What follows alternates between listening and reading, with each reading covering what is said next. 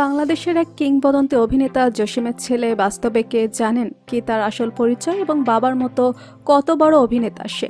জানলে চমকে যাবেন। তাই বিস্তারিত জানতে ভিডিওটি না টেনে শেষ পর্যন্ত দেখতে থাকুন।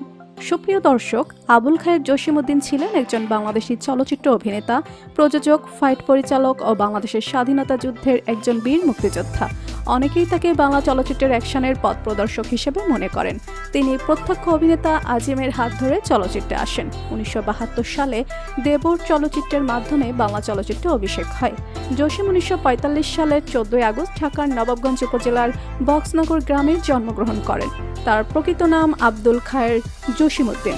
জসিম 1971 সালে স্বাধীনতা যুদ্ধে একজন সৈনিক হিসেবে 2 নম্বর সেক্টরে মেজর হায়দারের নেতৃত্বে পাকিস্তানি হানাদার বাহিনীর বিরুদ্ধে লড়াই করেছিলেন। জসিম 80 দশকে বাংলা চলচ্চিত্রে দর্শকপ্রিয়তা অর্জন করেন। জসিম চলচ্চিত্রে অভিনয় শুরু করেন দেবর চলচ্চিত্রের মাধ্যমে 1972 সালে।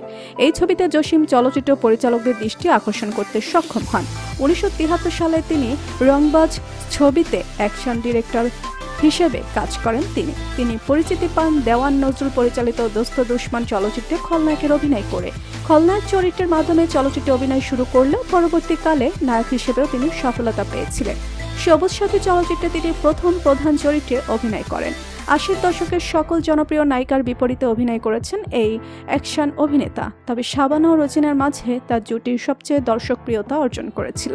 বিভিন্ন চলচ্চিত্রে তাকে শোষণ বঞ্চিত মানুষের প্রতিনিধি হিসেবে দেখা যায়। জসিমের প্রথম স্ত্রী ছিলেন ড্রিম গার্ল খ্যাত নায়িকা সুচরিতা।